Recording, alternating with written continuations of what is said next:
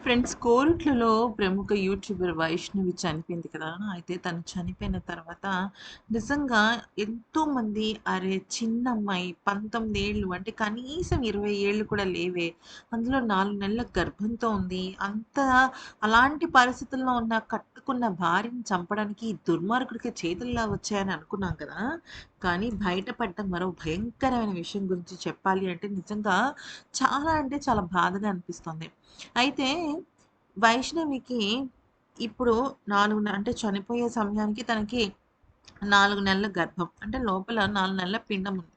అయితే ఇక అది అప్పటికే తనకి సెకండ్ ప్రెగ్నెన్సీ.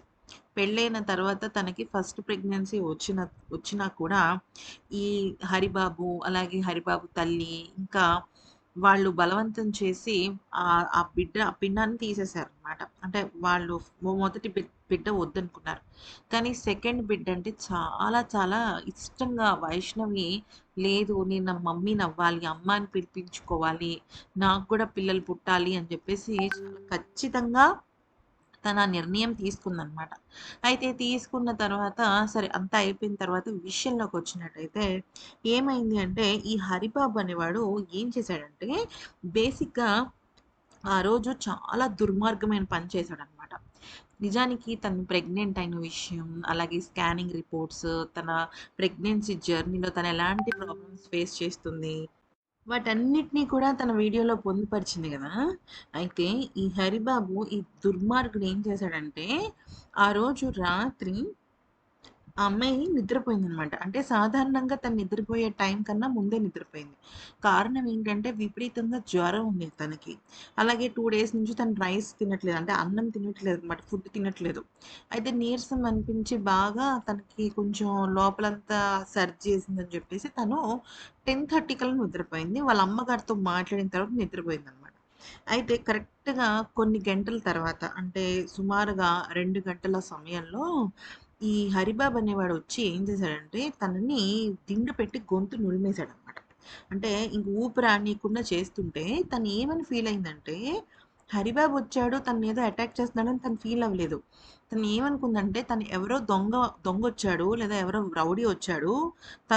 తన గురించి తెలీదని చెప్పేసి తనేమందంటే ఏ వదులు నేను ప్రెగ్నెంట్‌ని నాకు 4 మంత్స్ ప్రెగ్నెంట్‌ని నేను ప్లీజ్ నన్ను చంపొద్దు. నా బేబీ ఉంది లోపల అని చెప్పేసి గట్టిగా అరుపులు, కేకలు వేయడం జరిగింది. అయితే కాబోయే కన్న తండ్రే ఇలా చేస్తున్నాడని పాపం తను గ్రహించలేకపోయిందనమాట.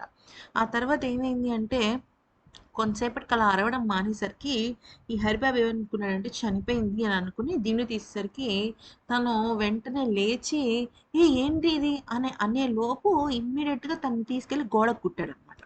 కుట్టేసరికి అంటే ఎక్కడంటే కరెక్ట్‌గా కనుబొమ్మల మధ్య బొట్టు పెట్టుకుంటారు కదా ఆడవాళ్ళు, అక్కడ కొట్టాడనమాట తలకి. అది టైలే పగిలిపోయింది. అంత బలంగా కొట్టాడనమాట.